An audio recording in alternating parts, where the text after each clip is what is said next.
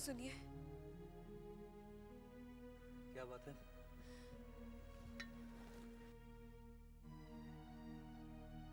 वो मुझे अभी पता चला है कि सुखचर के लोगों के लगान न देने की वजह से मंझले बाबू गुस्से में सुखचर जा रहे हैं। तो इसमें गलती क्या है? गलत वो नहीं, गलत हो सकता है।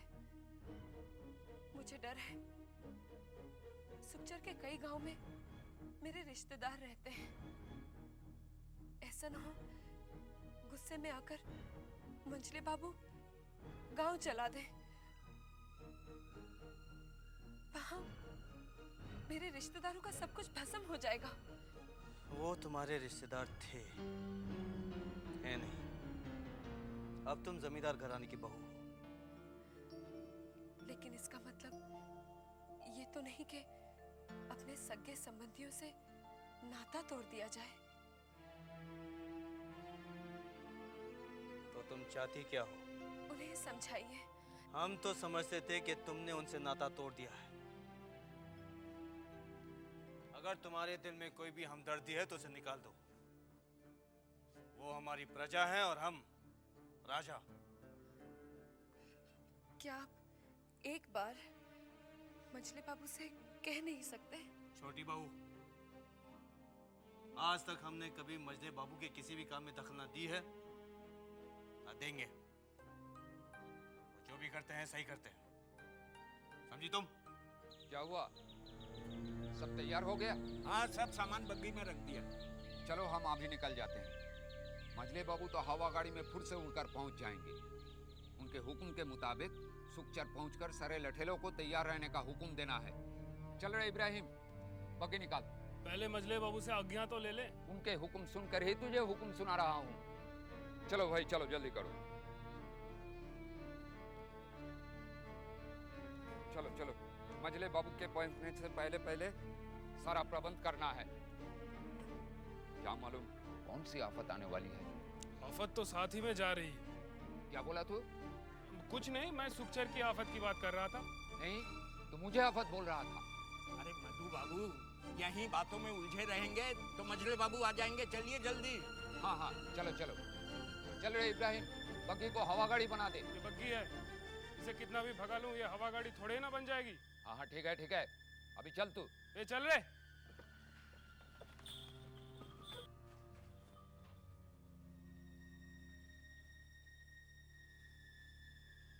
साले साहब, कुछ सुना आपने? क्या? मंझले बाबू सुखचर के लिए रवाना हो रहे हैं। क्यों? वहां की जनता ने बगावत कर दी। क्या? अरे बाप रे, अब क्या होगा? होगा क्या, हमेशा की तरह मंझले बाबू के लठेल से पिटेंगे और उसके बाद होश ठिकाने आ जाएगी। लेकिन उन्होंने बगावत की क्यों? कहते हैं कि जमींदार को देने के लिए पैसा नहीं, इस साल फसल अच्छी नहीं हुई। बंसी तो सच ही कहते होंगे वो लोग। हाँ, सच्ची कहते हैं, मगर जमींदारों की बात से कोनो मतलब नहीं है कि फसल अच्छी हुई है कि नहीं हुई।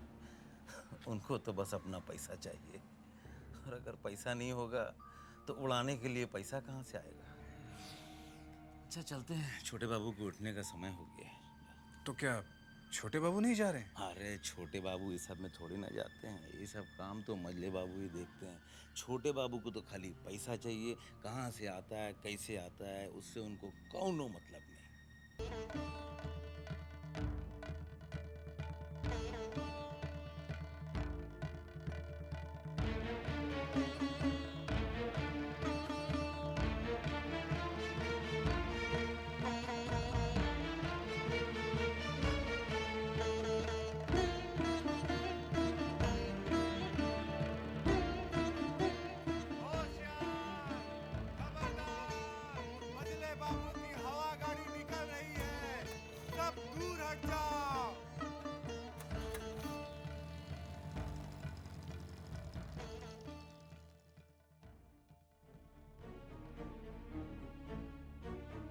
क्या बात है छोटी बहू रानी, सुबह से देख रही हूँ आप काफी परेशान हैं।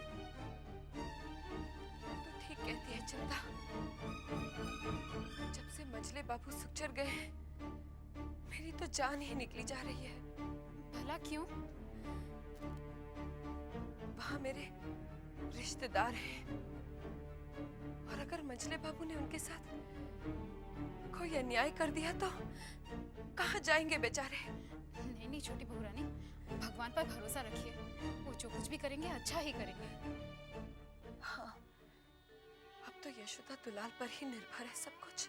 छोटी बहू रानी, नई दुल्हन और मजली मालकिन आपको बुला रही है। मुझे? जी हाँ। हुक्म कीजिए सरकार, गांव में लाशें बिछा देंगे। फिलहाल इसकी कोई जरूरत नहीं, पहले हम उन लोगों से मिलना चाहते हैं। सरकार, गांव वाली है मुंह का भाषा नहीं, ये लाठी का भाषा समझते हैं। जरूरत पड़ी तो इस भाषा का भी प्रयोग किया जाएगा। जब तक हम इशारा न करें कोई कुछ नहीं करेगा। सरकार, आपके हुक्म के बगैर इस गांव में पत्ता भी नहीं हिल सकता है। लोचन जी। गांव के मुखिया को खबर करो कि हम उससे मिलना चाहते हैं। जी सरकार। मंजली दीदी, आपने मुझे बुलाया? हाँ, चल बागुटी खेलते हैं। लेकिन दीदी, मुझे ये खेल नहीं आता। चाची, अब खेल नहीं सकती तो क्या हुआ? खेल देख तो सकती है। अकेले बैठे बैठे तेरा जी नहीं उब जाता? वो मंजली दीदी। अच्छा अच्छा ठीक है, चल बैठ, सीख ले, चल खेल। लेकिन मेरी एक शर्त है। शर्त? कैसी शर्त? जो बेईमानी करेगा वो हार जाएगा। तेरा मतलब ये है कि मैं बेईमानी करती हूँ? सिंधु, क्यों रे चुगलखोर? नहीं मजली मालकिन, मैंने तो कुछ नहीं बताया। बस इतना ही बताया, जब भी मजली मालकिन हार जाती है दिमाग कहीं और लगा के गोटी फौरन बदल देती है। मालकिन आप तो मुझे मरवाएंगी। चल चारू, तू खेल, मैं नजर रखती हूँ। चल चल खेल। अच्छा ठीक है, ले, तेरी एक गोटी गई। तो ये लीजिए।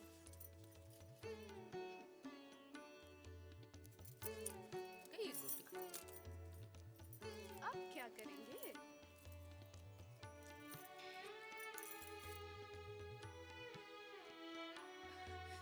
ए मंजली दीदी, चोरी पकड़ी गई। क्या क्या? कहाँ है वो गोटी? दिखाइए दिखाइए, देख चारू। छोटे मछली चाची, आप तो हार गई। छोटे, तुझसे उम्मीद नहीं थी। अरे जाने दीजिए मंजली दीदी, खेल है, बच्चों को खिला रहे हैं। मैं नहीं खेलती। भूल हो गई भैरव बाबू। कैसी भूल मजरे बाबू? हंसनी को यहाँ ले आते तो जश्न का मजा दूना हो जाता। मोटर गाड़ी से मंगवा लेते हैं। अरे कलकत्ता शहर नहीं है भैरव बाबू कि अभी बुलाए और झट से आ गया। ठीक कहा आपने।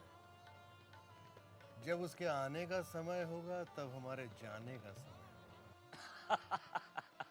सरकार, गांव वाले सब आपसे मिलने आ गए।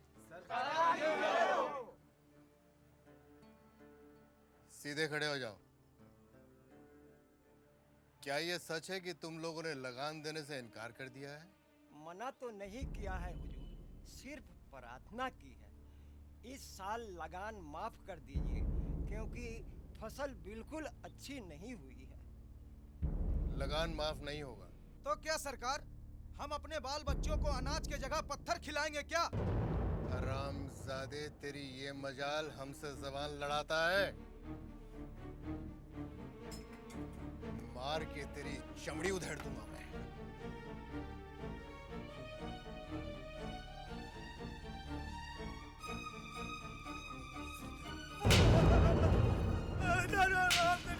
हुजूर माफ कीजिए। बस कीजिए सरकार।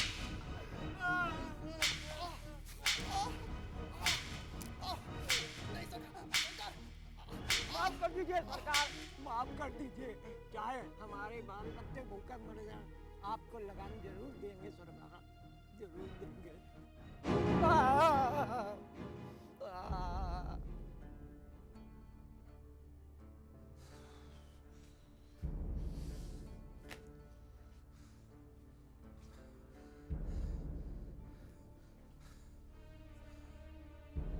सरकार, मैं इसे पहचान गया। ये जिसने आपके खिलाफ ऊंची आवाज में बात की है, इसके दादा को आपके परदादा ने 5 रुपया में गुलाम खरीद करके लाया था। और आज इसको देखिए, आपके खिलाफ ऊंची आवाज पे बात कर रहा था। आइंदा अगर कभी इसने आवाज उठाई तो इसकी जबान काट लेंगे। ले जाओ इसे यहां से। मधु। जी सरकार। इसको हमने कोड़े से इतना पीटा है कि ये कई महीनों तक काम नहीं कर पाएगा। इसके बाल बच्चे भूखे मर सकते हैं, इसलिए इसके 2 साल का लगान माफ कर दो। नमस्ते छोटी बहू। अरे भूतनाथ, आओ आओ ना, बैठो।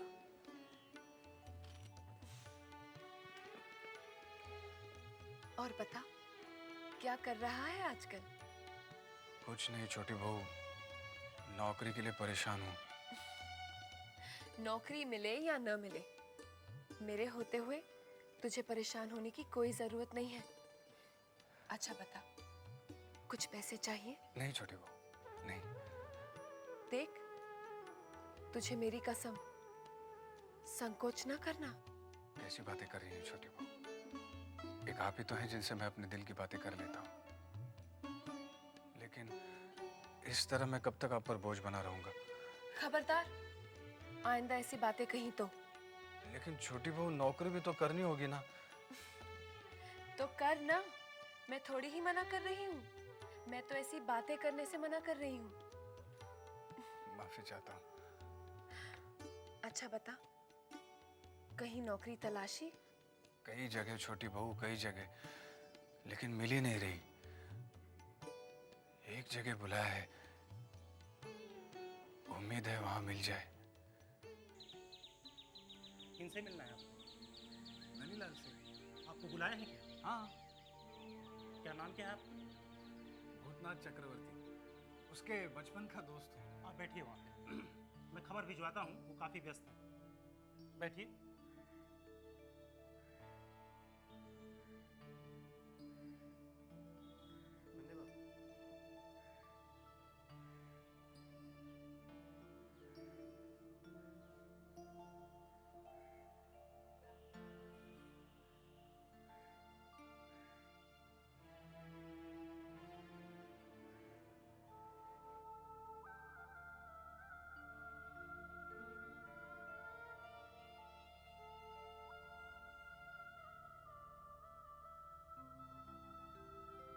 जाइए, आपको बुलाया।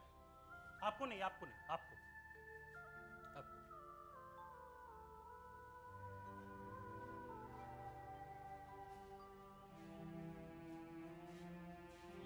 मुझे नहीं बुलाया?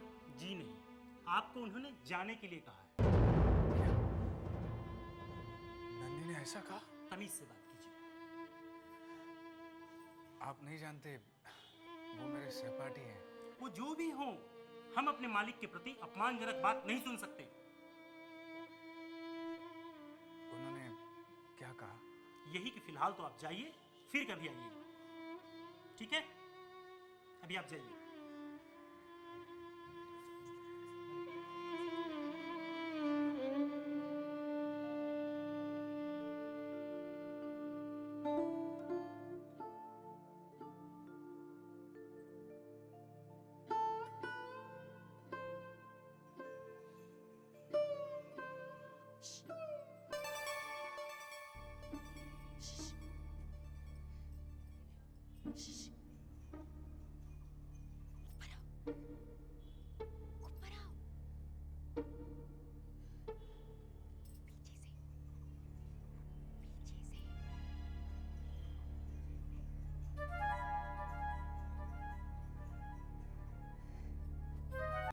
आइए आइए। आपने मुझे पीछे के रास्ते से यहाँ क्यों बुलाया? क्योंकि यही एक वो जगह है जहाँ मैं आपसे अपने मन की बातें कह सकती हूँ। आप बैठिए ना, बैठिए। हाँ। तो बताइए, आपको क्या कह के पुकारूं? भूतनाथ बाबू या भूतनाथ भैया? भैया। क्या हुआ? नहीं, कुछ नहीं। बताइए, बस जी रही हूँ। आप ऐसा क्यों कह रही हैं? लोग कहते हैं कि किसी से अपना दुख बांट के मन हल्का हो जाता है, मगर मैं तो वो दुखियारी औरत हूँ कि किसी से भी अपने मन की बात कह के अपना दुख हल्का नहीं कर सकती। खैर छोड़िए इन बातों को। पता है, जब मैंने आपको पहली बार नन्हे बाबू की शादी में देखा तो पता नहीं क्यों आप मुझे बहुत अच्छे लगे। कितनी बार सोचा कि मैं आपसे फिर मिलूं, लेकिन फिर सोचा कि मिलूं तो कहाँ मिलूं, कैसे मिलूं।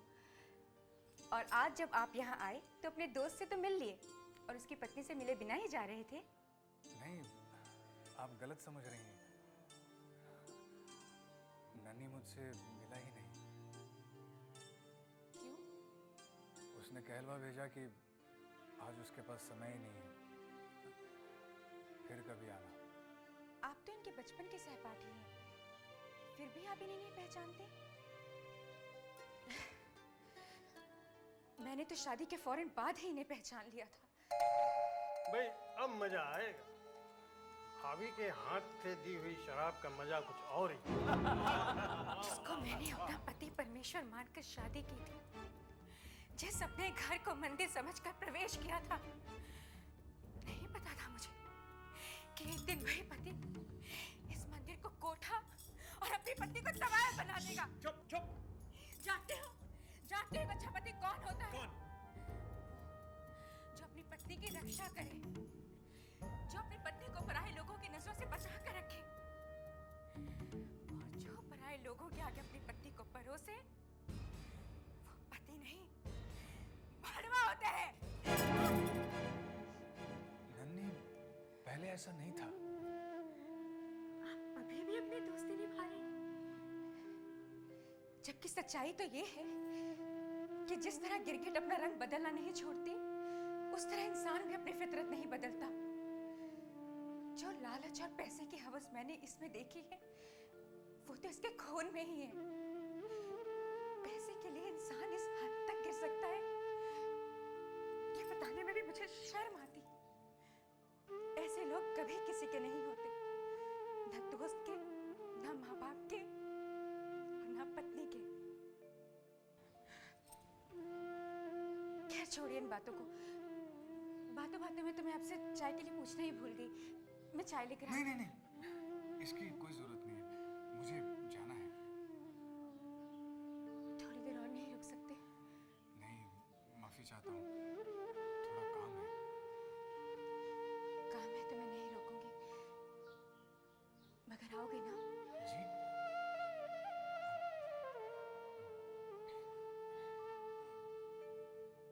जी, आऊंगा। पीछे के दरवाजे से जाना। पीछे के? हाँ, पीछे के दरवाजे से।